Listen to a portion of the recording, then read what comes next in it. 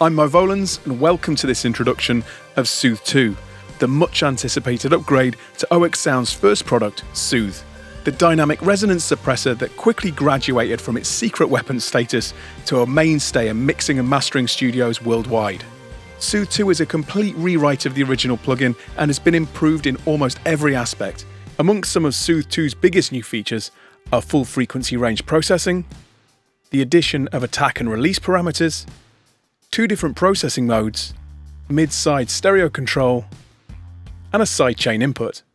Other smaller additions include some new band modes, offline rendering settings, undo-redo, and more EQ bands. Even with all these new features, Soothe2 still manages to have up to 40% lower CPU usage, faster GUI rendering, and also lower latency than the original Soothe. So let's dive in and take a look at some of these new features and some examples of Soothe2 in use. Soothe has always been famous for handling harshness in the high and high-mid frequencies, but many users also like to carve out rumble and excessive low mids.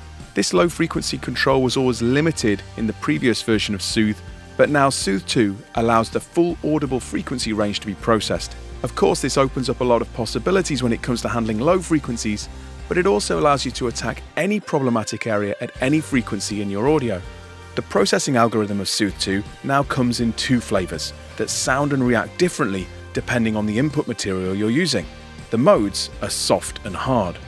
Soothe2 defaults to soft mode, which is easier to use and faster to set up. Soft mode is also more transparent and causes less artifacts. But sometimes soft mode is just not enough, and this is where hard mode comes in. The hard mode is more active and extreme, and with a little tweaking, it can even save a poorly recorded track. The trade-off here is that it's easier to overuse. As a rule of thumb, start by using the soft mode, and if you need more control, or you feel Soothe2 topping out, switch over to the hard mode and retweak. After trying these new modes out a few times, you'll quickly develop a sense of where you need to be for your audio. Under the modes, we still have the most important parameters of Soothe. Depth adjusts the amount of reduction being applied, sharpness controls the width or Q of the individual cuts, and selectivity controls how many cuts are applied. Over in the stereo section, you can now choose to use Soothe2 in mid-side mode. This is likely to be a welcome addition for many mastering engineers. With the link parameter, you can allow Soothe to process the channels independently, and with the balance knob, you can focus more on either the mid or side channels. The balance parameter can also be adjusted for every band in the EQ section. With Soothe2, you now have control over the speed at which the plugin reacts to resonances, as well as the release time of the processing. For example, slowing down the attack on an overhead channel lets the transients of a snare drum come through while addressing any resonant ringing in the cymbals. The release parameter can also be used to further reduce artifacts that might occur when using intense settings. The quality controls are located under a submenu, and they now feature an offline rendering section. This allows you to decide how Soothe uses your CPU during production versus when you're bouncing or rendering audio. If you're using multiple instances of Soothe2, you can choose to copy the offline rendering settings of one to all other instances before bouncing. Another major new feature here is the sidechain input option. With this, you could, for example, use a hi-hat channel as the sidechain input to the snare track to control hi-hat bleed.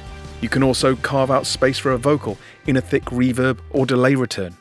The EQ section works as before. Boosting a band means more processing will be applied, and cutting a band means that Soothe will ignore it, applying less processing. The low and high cut now have different slopes available, while the 4 bands can be changed from the classic parametric type to shelves, band reject, or tilt. With Soothe2, each band can focus on either of the 2 channels when working in stereo.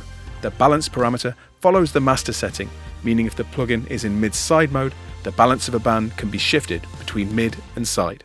Finally, on the toolbar, you'll find our new preset menu, A/B switching, undo-redo, and the config menu, where you can change the range of the graph, disable tooltips, and access the manual.